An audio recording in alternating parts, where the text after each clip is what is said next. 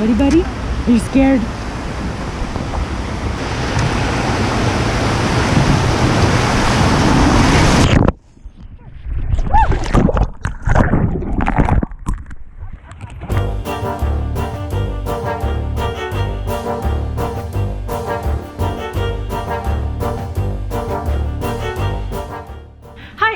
From Dream Prague, and today I wanted to talk about the difference between camping and river rafting or canoeing in the US versus camping and canoeing in the Czech Republic.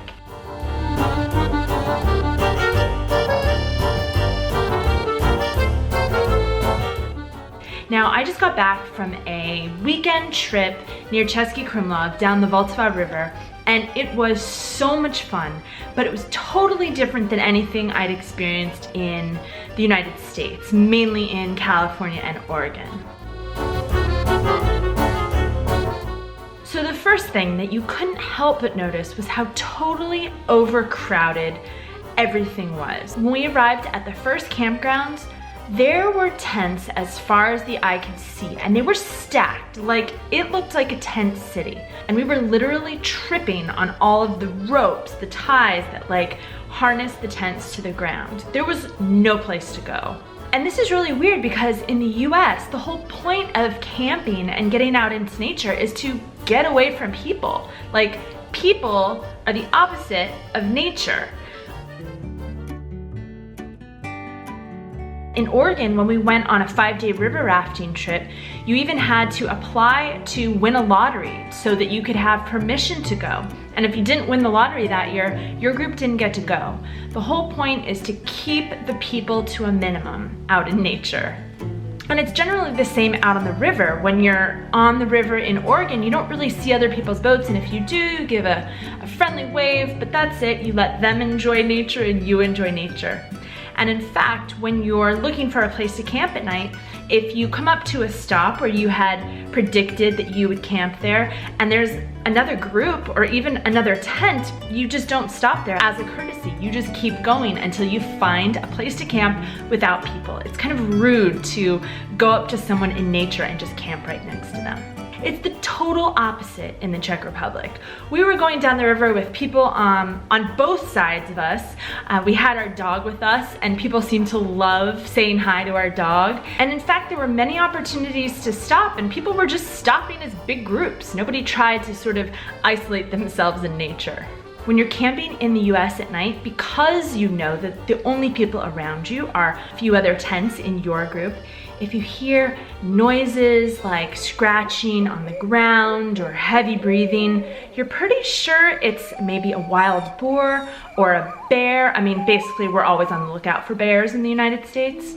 But in Czech Republic, if you hear rustling or noises brushing up against a tent or heavy breathing, you can be sure it's just Hansa who's sleeping in the tent about a meter from your head.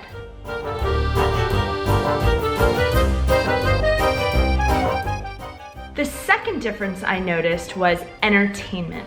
So when we were packing to get ready for this trip, I noticed that my husband brought his little portable waterproof speaker and he had it clipped on his backpack.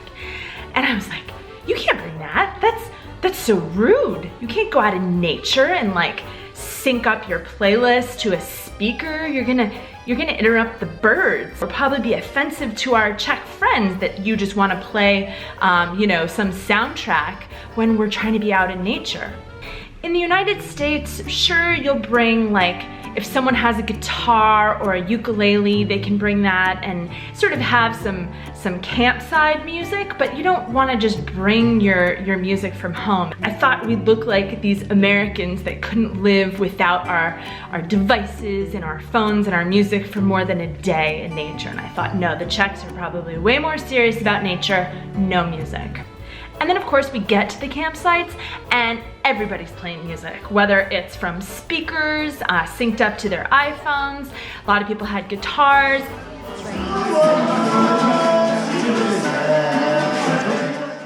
Everybody was singing as loud as possible, joining in.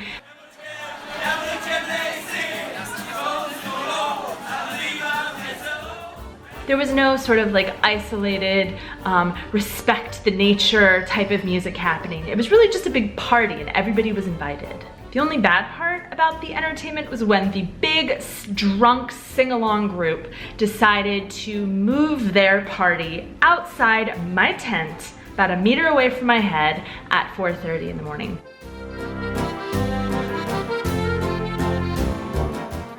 When we were working out the details with our Czech friends, the ones who invited us, we said, should we bring like a gas stove or just lots of dry food? Like, what should we do? It was only gonna be 2 days. We probably could have gotten away with some dry food. And she wrote and she said, just bring cash. And I was like, cash? Did I translate that wrong? Okay, maybe there was some sort of bait and tackle shop at the beginning of the adventure where you could buy fishing poles and fishing bait. Maybe they had some soggy sandwiches, and that was just the traditional Czech way to sort of, you go, you buy your food at the traditional fish shop, and then you go on your weekend tour. So when we went river rafting in Oregon, we had to pack all of the food and all of the drinks we would need for the entire trip. So that's 8 people eating for 5 days.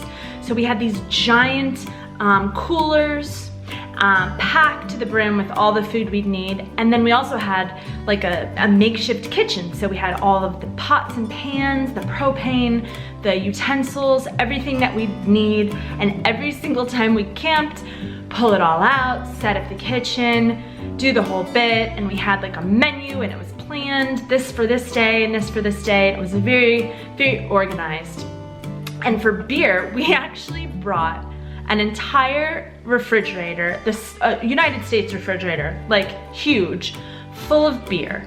And we'd put them in these sort of dry bags, which are almost like netted laundry bags, fill them up with beer, and then you tie them to the back of the raft. That way they just kind of don't weigh the boat down, but they're dragging behind you, and they keep cold, and that's what you do with your beer. But you're talking about 8 people who drink a lot of beer on a river for 5 days. So it's a lot of beer and a lot of food. Well, the Czechs don't need to do that because every single 30 minutes there's a stop on the river with like a real restaurant. So for breakfast we would get eggs and toast and cappuccino.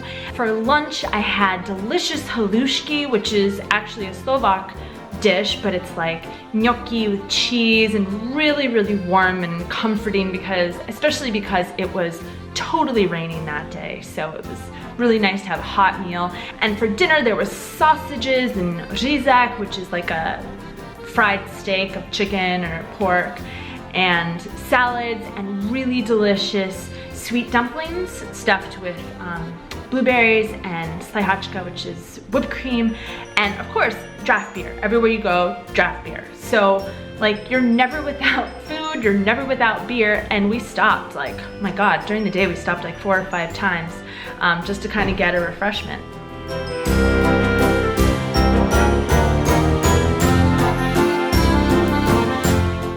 So the next difference is where the Czech Republic really wins my heart, and that has to do with the toilet. So in the United States, in some parks, in some national parks, you're not allowed to poop in the woods. You have to bring your own disposal mechanism with you. And so we have this thing called the groover.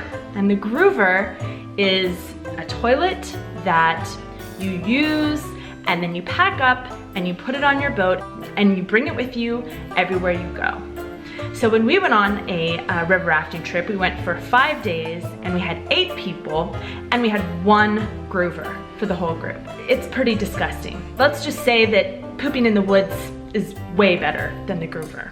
In contrast, the Czechs had bathrooms every time we stopped. Clean bathrooms with fresh toilet paper. It was amazing. It was like highly maintained outhouses everywhere you went. There was plenty of clean room for washing your face, brushing your teeth, taking showers. Never found a bathroom that was without toilet paper, and actually might not be the most authentic camping experience, but I really preferred the Czech toilets to the American ones.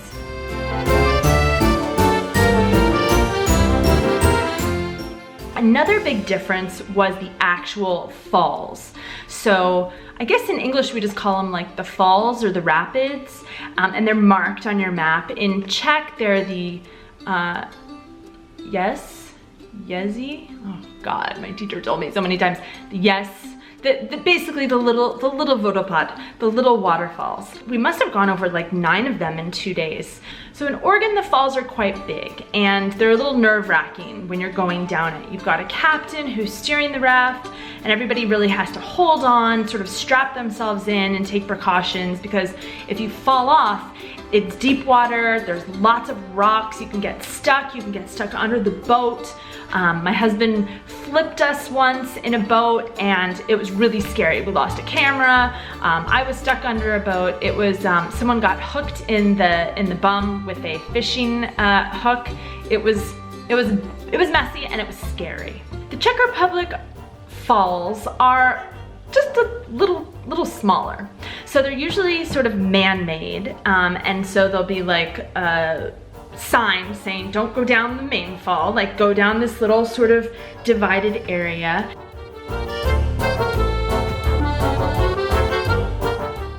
The good news is that when my husband managed to flip us in a canoe in the Czech Republic,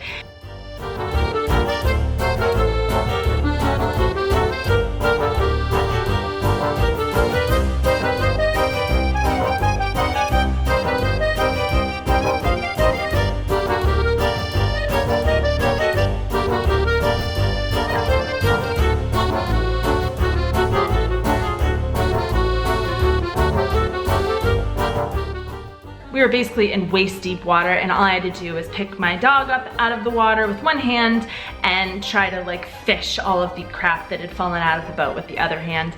Got a little banged up on the knees, but it wasn't ever really deep. In fact, because the water was so low, there were a lot of parts where if you weren't careful, you might actually get stuck. So it was there was no part of the river where a non-swimmer could get worried.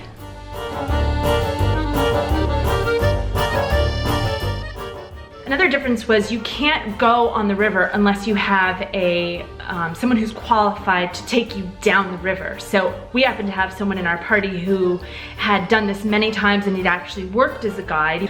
In the Czech Republic, there were groups of drunk stag parties, drunk hen parties. Nobody was wearing their vests, their safety vests. They were just kind of like hanging out at the beach. You did not get the impression that people were taking a lot of safety precautions. In fact, my husband and I had our hats on and our glasses and our sunblock and our vest, and my dog had a vest, and we were actually kind of standing out from the rest of the crowds who were really just there to get tan and drink and listen to music and have fun.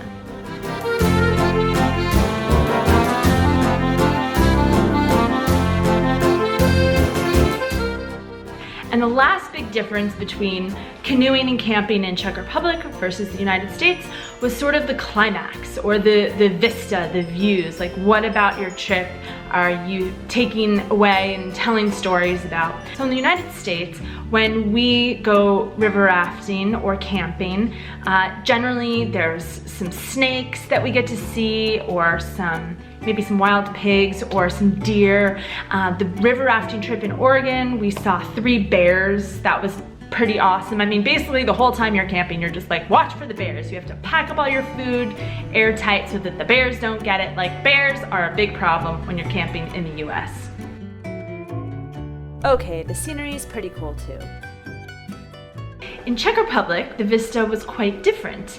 We ended our tour in Český Krumlov, which is probably the second most visited place besides Prague in the Czech Republic, and we got to go basically at the very bottom of the river, and all of the tourists that are up at the castle, they're looking down at us, and our views are just like this epic ancient town, and it was really just gorgeous. And something I'll never forget. So if you've ever been to Český Krumlov but you haven't seen it from the river, I highly recommend taking a day river cruise through Český Krumlov. So overall, it wasn't the natural experience that I thought it was gonna be. I thought there were gonna be Czechs like whittling away their forks and knives out of sticks and sort of living like real outdoorsy people, and I wasn't gonna fit in as an American who needs real toilets with my husband who's got the portable speaker set up with his iPhone, but it really was the opposite. The Czechs were just like having a big party,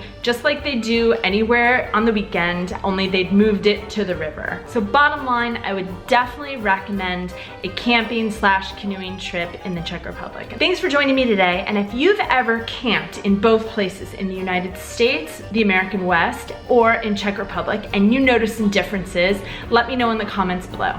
Okay, tak čau, ahoj!